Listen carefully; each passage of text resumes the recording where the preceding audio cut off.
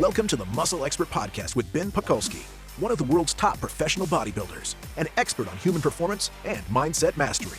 Ben dives deep to deliver the strategies of the top experts to upgrade your body, mind, muscle, strength, performance, biochemistry, and how to become the upgraded modern man.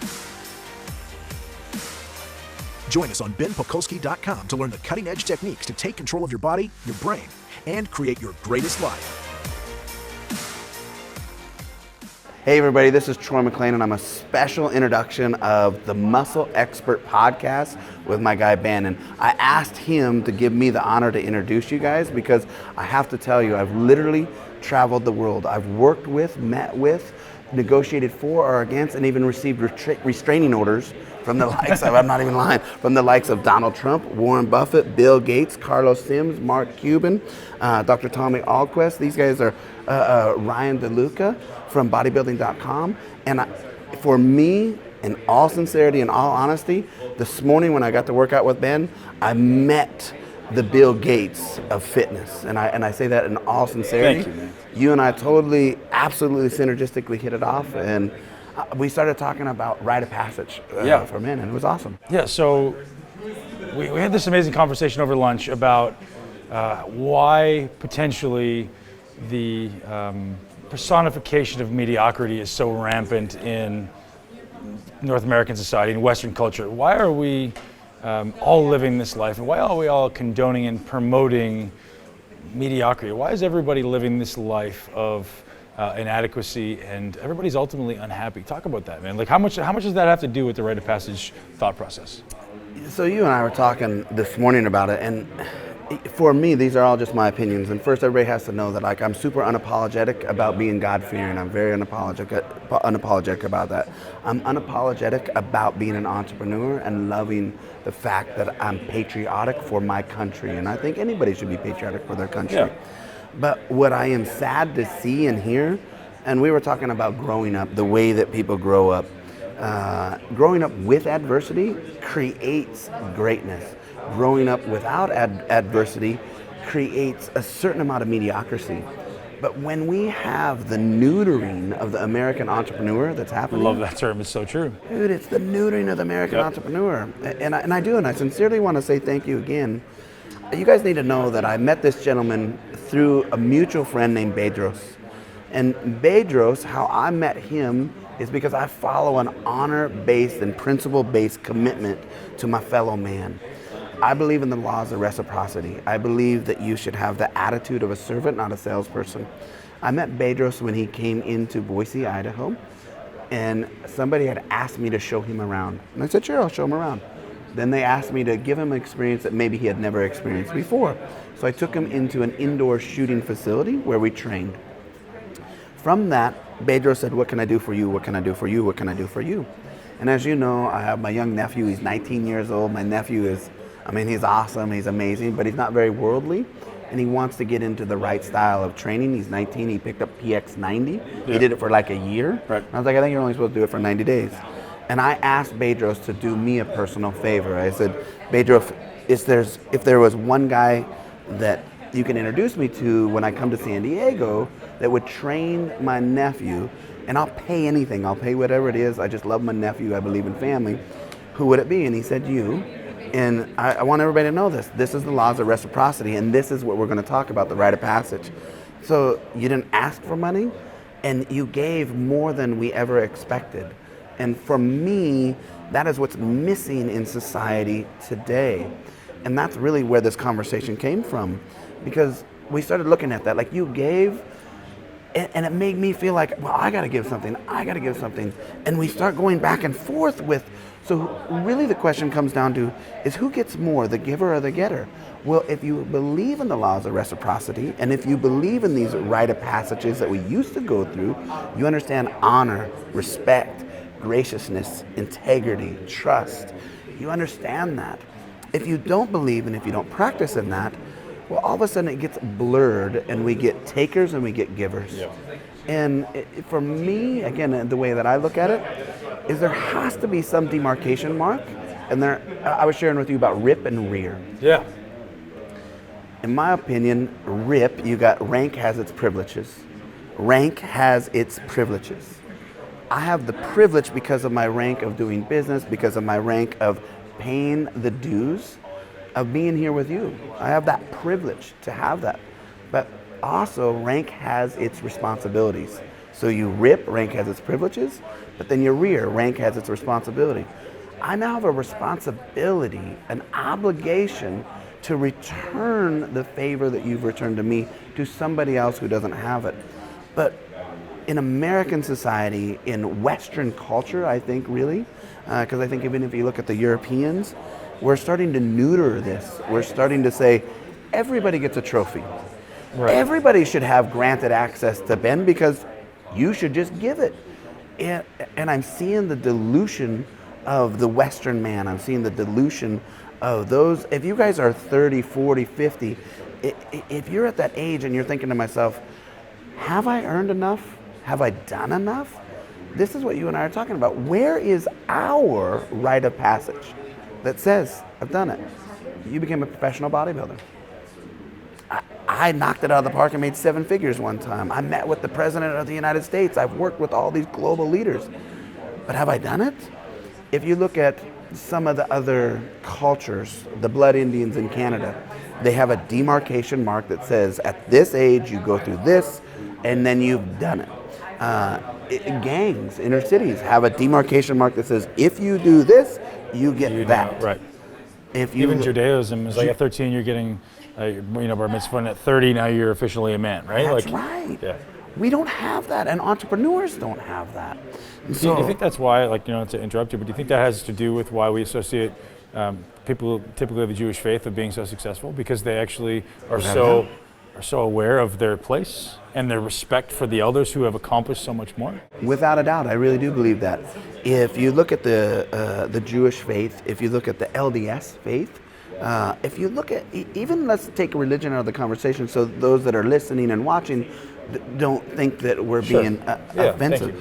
Let's just look at culture in and of itself. And we were talking about the samurai from the 12th century. I'm going to take everybody way back. But if you look at the samurai from the 12th century, we came out with the Bushido Code, the warrior way, the 7 virtues of Bushido. That came during an eruption of corruption. And so during this eruption of corruption came this principle-based honor society that said, here is the mark you have to hit, here's the apprenticeship you have to do, and then here's your rite of passage if you go through this. Go back even further, we all watched the greatest movie in the world, all the man's movies, 300. 300, man, that was awesome. Yeah. What was there? There was a 1,000 times. Yeah, come on. But there was a demarcation mark, there was a rite of passage. Right. You look at the cowboys. So I'm from Boise, Idaho, originally Montana, via Alaska, so all big country, right? The Cowboy Code of Ethics was an unwritten rules. They were a set of rules and standards that said, here's how you treat a lady, here's how you treat someone that treats you with respect, here's how you defend and protect your rights. But it was all unwritten, and the honor is what kept us in line. Where do we have that today? We don't have that demarcation mark right now. Because again, it's all participation trophies. It's all, you should spend the time with me. You should give me this and you should give me that. I will honestly tell everyone here, you deserve nothing. You deserve nothing. You earn everything. And if we can get back into that, you've earned my respect because of the graciousness, the respect, the integrity, and the trust that you extended to my family. And what I call that, grit, graciousness, respect, integrity, and trust. You earn that, and for me, I'm beholden to that. And that's how you build business, that's how you build life. But as we struggle, I'm 48, you're 36. Yeah, I'm 48, you're 36. We start to ask ourselves, is the money in our pocketbook enough? Is the size that we have enough? What says that we've made it? Nothing right now. Right, so do you think it's as simple as allowing us to reestablish some type of pecking order? Or is it, making people realize there has to be some standard of you have to give, you have to suffer, you have to struggle? What is the catalyst to get us back, in your opinion? You're obviously a very thoughtful human being, you're a very well-read man. in your opinion, what is the catalyst? Because I've been thinking about this for years and thinking about how do I create a rite of passage for my son to make you realize, hey man, now you've earned your right to become a man. You've earned your right to become an adult. I didn't have that. This is why I struggled. This is why I, literally had to run away from things and hide under this suit, this armor that I created, or that, ultimately it was me running away from something. And I felt like that, once I fought through all those struggles, allowed me to create the man that I am. Without those things, I wouldn't be half the man I am. So I'm gracious for my struggles. I want my son to struggle. I want him to realize that you're not getting everything handed to you on a silver platter. Where does it start with, one, with us, and two, with culture, and allowing us to start creating this, for lack of a better term, rite of passage? Yeah. I think it does start with retraining the brain. You and I had talked earlier about a lot of people, especially men, during their 30s, 40s, and 50s, they start searching for answers, and they start feeling like something's missing. Like, do I take up golf? Do I go hunting? Do I take up bodybuilding? I took up jiu-jitsu at 40 years old. I was 40 years old, and I take up Brazilian jiu-jitsu because I was searching for something. Yeah. But I think it first starts with stop searching for answers and start training for the truth. And there's a difference. When we search for answers, we'll look for anyone and everyone to give it to us. But when we look inside of ourselves and we start with our standards today, we start with our legacy, because there's a breakage in legacy. And so be the first one to set the legacy as a father, as a brother, as an uncle, as friends. Let's start that standard and that legacy together. And if we start retraining the brain and we start training for the truth, and here is the truth in my opinion. The truth is we've demasculated, we've neutered our men. Life is simple, but it's not easy. Yet we want to make everything easy now. No, I don't want it to be easy. I want it to be simple. I want to show them the path, but make them struggle for it a little bit, because you struggled, I struggled. Yeah. And that's what made you who you are. Talk about demasculinization of men, because what makes a man, and how the confusion of that definition blurs our ability to truly attain it. Because I know there's been so many people saying, it's okay to cry, it's okay to laugh, a man must be strong. What in your eyes mostly allows us to be man, and what defines a man? A great man, not just a man. A great man. Great man. And I love you say that. Working out with you this morning, we were talking about practice makes perfect, and no. Perfect practice makes perfect. Right. And so what I think the definition of a man is going to be defined by everyone's own moral compass and everyone's own family setting. And you just have to have that. But I believe that as a community of men, we need to agree that we seek out and search to accomplish things. By DNA we were explorers, by DNA we were conquerors, by DNA we were warriors, all of us, and we need some type of battle. But a man, just like the samurai warrior, says humility with the backing of expertise. Not that you wield your sword and you can beat everyone up, not that you can run around and say, look at me. Lead with humility, lead with love. But there's this old proverb, and I'm going to paraphrase it. The gardener and the warrior. In the samurai world, the gardener says, man, I would hate to be a warrior working in the garden. And the warrior says, you know what I would love to be? I would love to be the warrior that knows how to garden, but be prepared to go to battle. And that's what we need to be as men. We need to be able to work in the gardens of our own heads and our own hearts. You respect women. If you look at Marion Wayne, by the way, is John Wayne. If you guys don't know who that is, that's the dude. John Wayne's original name was Marion Wayne. He really had the representation of was a man. Yeah, he was chesty and he was big, but he cried on television. He never, ever hit a woman. Ever hit a woman. Ever. Never disrespected a lady. He stood for what was right. Too many of us as men are trying to figure out how to fit in. And we're trying to fit in so much that we're forgetting it's time for us to stand out. And it's time for us to stand out and say, I'm proud to be a man. I am a warrior working in a garden. And I'm planting all these fruits and all these roots of positivity. But man, I will take a stand if I see something wrong. and we need to take a stand together. That's so important, and I think most men are afraid to stand up. Most men don't take ownership for taking responsibility for their life. They don't really take responsibility for their family, and from my perspective, that's a very important part of being a great man, is leading by example, taking responsibility for everything in your life and not putting ownership on other people. What are the solutions for people being able to begin the process of stepping up and becoming a man? I think the solution is first admitting that you're searching for answers, and now you want to commit to train for the truth, is what I think the process is. And where does that start? It starts with this. It starts with the answer to this question: who do you listen to? Who do you listen to? Who do you listen to as mentors? Who do I listen to as mentors? And if you don't know that answer, you're going to try to find it from everyone. So I'm just going to tell everybody, in my opinion, what the answer is. Who you listen to should be, you should listen to those who have been where you are and are where you want to go. Yeah. There's two parts to that equation. So you're a professional businessman that represents his assets through his physicality.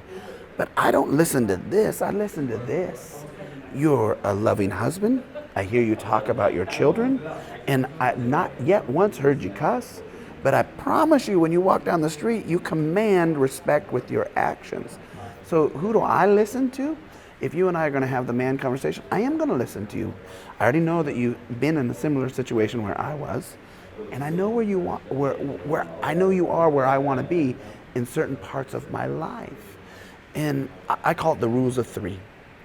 The rules of three is you surround yourself around, I was explaining just the other day to somebody, everybody looks at life like a hierarchy, like at the top and at the bottom. Take that hierarchy, flip it on its side, and now let's not look at top and bottom. Nobody is ahead of you, on top of you, nobody's behind you. They're just ahead. So if we flip it here, we're now just in units of time. So you start with defining, who do you listen to? You listen to those who are where you were and are where you want to be. You start training for the truth by emulating this. And then the rules of three. You find 1/3 of your friends of your network that are further ahead in that unit of time here. Why? Because they set the guidance, they set the rules, they set the standards and the vision for the future. 1/3 of your network is head to head with you, whether it's working out spiritually, faithfully, personally, financially, because they're the ones that drive you every day. And then the other third on this side is who you mentor up. That's who you mentor up and bring up. They're never below you and they're never above you. There's just people that are a little bit 5 minutes ahead. Different skill set. Different skill sets. Yeah. You took 1/3 of your committed day and you committed it to people, to mentorship. Mm-hmm. So then that allowed me to go, man, I'm going to take 1/3 of my committed day because you and I we're like this and we're going to drive each other. Right. I'm pulling from you and I'm giving to you. Sure. I'm looking at all this and go, dude, you got an amazing following, you got an amazing setup.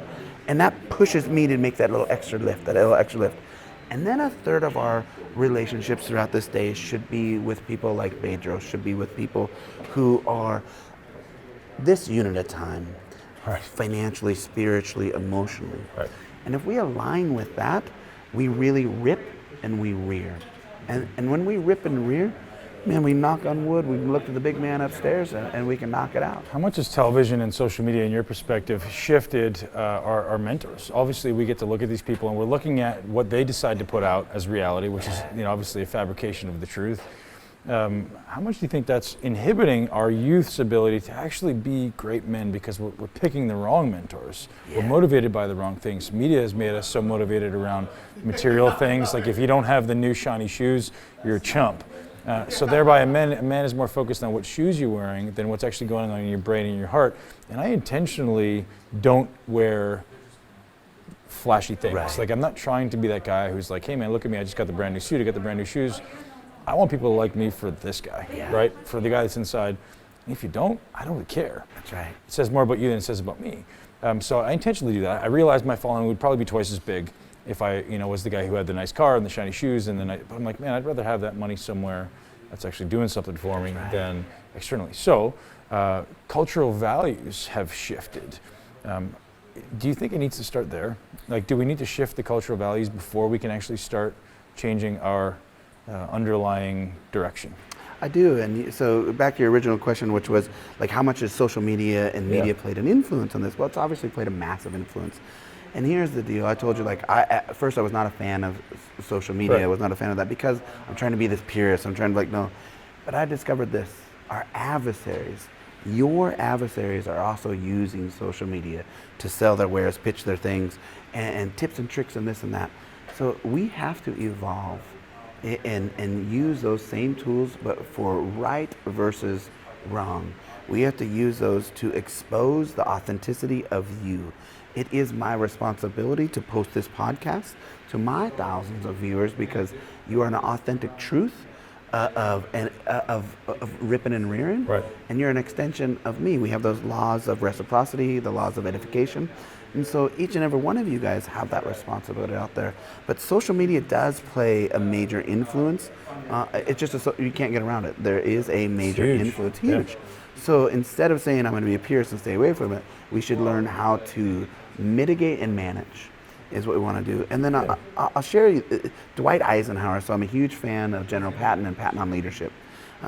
You should definitely study Patton on Leadership. He was a phenomenal man, extremely insecure. That's why he didn't speak much. Everybody thought that he spoke more in his actions. He didn't speak because he had a very high-pitched voice and he was very insecure about it. But he built a persona around him that created a positive culture of doing the right thing. Dwight Eisenhower was another gentleman. He talked about leadership, and he took out a big chain and he put it on a desk, and he says, if I push this chain, which way does it go? The answer is you don't know because you're pushing it. He goes, if I pull this chain, which way does it go? Any way I want it to go. But if I build this chain with like-minded men that help craft and put each link together, which way does it go? Unlimited. It can go together with us because he helped build it, he helped craft it. He has no insecurity with it. We have to build the chain of authentic communicators that are men and community leaders and entrepreneurs that have a standard of principles that go beyond the pocketbook. The definition of success never includes money. The definition of success includes everything but money. Try to define success without money. Most people can't. The byproduct of your success is you will be healthy, wealthy, and happy.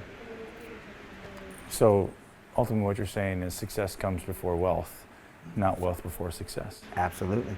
I love it, man. So much great value to be added there. Now, you talk a lot about the mindset of success, and I love talking about that because I have thousands of listeners who are just ultimately trying to live the greatest version of themselves, like living their personal greatness. What are your 3 pieces of advice for men and women to begin manifesting their dreams? So you've lived a pretty awesome life, man, and I know that was all stuff that you've created. It's not stuff that was given to you. You've taken advantage of some pretty awesome opportunities. You've taken advantage of creating some pretty awesome opportunities. Tell me about what you think that 3 things people need to start doing to truly live their greatest life. First and foremost, what you have to do is you have to aim for the sky, and if you hit a skyscraper, you're still doing okay, right? In 1989, my senior yearbook quote said, "Donald Trump, I'm coming." Seriously? That was my Good for you, senior man. yearbook Good for quote. you. I circled that page and I mailed it to him. That was in 1989. After that, That's awesome. I mailed it to him. In 2003, The Apprentice comes out, and in 2003, there was 215,000 people that applied for that show. 11,000 face-to-face interviews, 250 callbacks, and then it got down to 50 of us. Head-to-head, what was the differentiator when it got down to the top 50 of us? I mailed him a letter, and I said, "Donald Trump, I'm coming." That was my senior yearbook quote. It made it on Dateline because of that. You have to manifest it. What you have to do is you have to declare your audacious dreams. And you have to be unapologetic for it. You got to declare it. The second thing you do is you start being a 1%er today. You start being a 1%er today, everyone. And how do you be a 1%er? A 1%er is what you taught my nephew and his best bud this morning. You taught them a ton of information, right? Well, they're not going to be able to apply all of it today.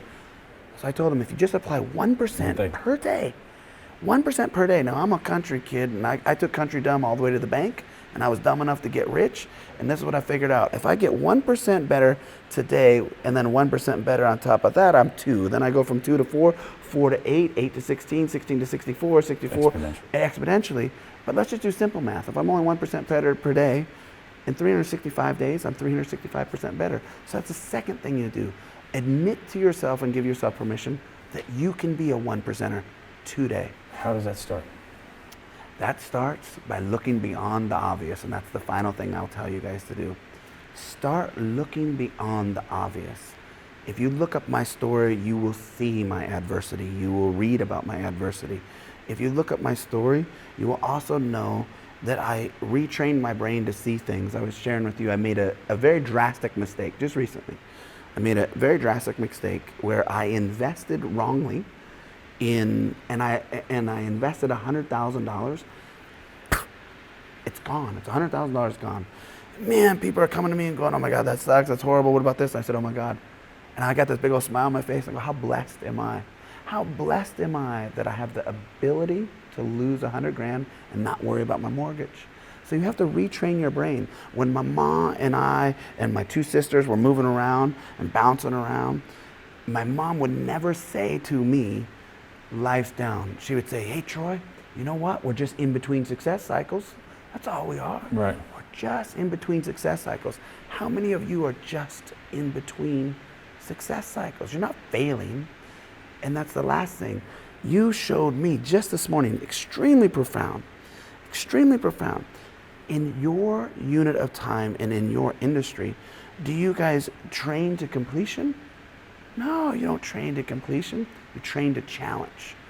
Challenge yourself to fail. Fail early, fail often. You give yourself permission to, hey, I'm gonna fail, but don't fall down, fail up. Just keep failing forward. And you do it by looking at life from beyond the obvious, and you listen to people like you. Man, your skill set is unbelievable, and I'm truly grateful to have met you and connected with you. What are the 3 books you recommend that everybody read? Man, absolutely. Listen, readers are leaders. I know you're a reader, man. Total readers are leaders. And you have to know this, just like with working out. So I'm diagnosed ADHD, I'm dyslexic, and I'm colorblind. And so when people are like, how do you... We live a similar life. Oh, man. But I kept hearing readers are leaders, bro. Like how do I do that? Well, you just figure it out. You just do. I had a learning disability, a speech impediment, and I was obese as a kid. So I literally turned each one of them into my careers. Yeah. It's funny. Here's what, we're totally going off the subject. We're staying on the subject. So here's what I'll tell you. What you did is what I did. I'm a huge fisherman, so I love fishing, right? And I love going to Hawaii. Hawaii's a great place to go. Let's plan a trip, man. I'm in. Let's go. Because what we're going to go is we're going to go target a fish called ono. Okay. And ono is O-N-O. In Hawaii, it's the most coveted fish there is. And ono has many meanings. It means delicious. It means perfect. It means absolute, like sensational. And so it's a very coveted fish. And when I would catch this fish, the islanders were like, oh no, guys, man, you got ono. And I started thinking to myself, we need to start having our listeners, our viewers, and our life to be ono, be perfect and delicious. How do we do that? We see opportunities, not obstacles. O-N-O. We see opportunities, not obstacles. Currently, some of your brains only see the obstacle. Right. And you don't see the opportunity. Start living the ono life and start seeing the opportunity in the adversity. Oh man, that's exactly what I say every day. Your greatest struggles develop your greatest character, right? As you seek struggles, and I say this to every one of my clients, is at the deepest depths of your biggest struggle, smile. Yeah. Knowing that you're becoming a greater version of yourself. And I think that's such a beautiful point to end with, man. Dude, I'm giving you a hug, man. The podcast always ends in a hug, buddy. Good, I love it. I'm gonna give you my 3 books though, real quick. Yeah. James Allen, As a Man Thinketh, 1902. James Allen, As a Man Thinketh. Yep.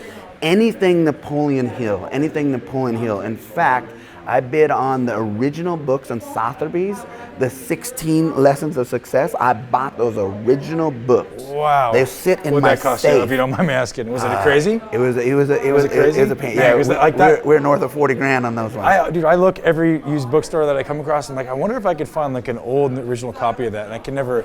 The energy, I'm not even lying to you, and I will let you read them. I will honestly, I have never, I'm the biggest Napoleon Hill fan on the planet, man. Like, please wear gloves. You gotta wear white gloves Dude, because I don't want the paper to get oiled. Man, I've read that book literally every year since 2007, at least once a year, sometimes twice. And here's what's gonna blow your mind. There's a chapter that has not ever been released in the originals. Wow. Yeah, like there's a chapter that's never been that's in the originals, never been released. So anything Napoleon Hill, and then I would say, and just add to that, in his voice is always way better than somebody else's voice. Way He just better. has this ability, this energy, this passion that you're like, oh my God, I want to act right now. Like it just comes through in his voice. Oh, and then I would say like anything Aikido, and not that I'm a martial artist in Aikido, but Bushido Code, Sansu, the Art of War, or anything that has to do with the 7 principles of Bushido, because that will really help round you out. Love it, man. I appreciate it, brother. Where can everybody find you on social? They can find me on social, TroyMcClain.com, TroyMcClain.com, TroyMcClain.com. I'm on Facebook, Twitter, and of course on your podcast. And Troy's got an amazing educational platform that's been around for a while that's really crushing. You want to tell them what that is? I do, yeah, you guys. So I went on The Apprentice, made it all the way to the finals, and then I was fired for lack of education, so I decided to build an educational company. We have an online educational company that delivers your education with our collaboration. We have tens of thousands, 20, 30, 40s of thousands of users delivering online education through testing and measuring and demarcation marks, because it's time to stop watching YouTube and it's time to test and measure our clients for performance to perfection and not just giving them the participation award. And so we created an entire learning management system. You can find that on TroyMcClain.com? They can, okay. Yeah, for sure. Awesome. Thank you, guys.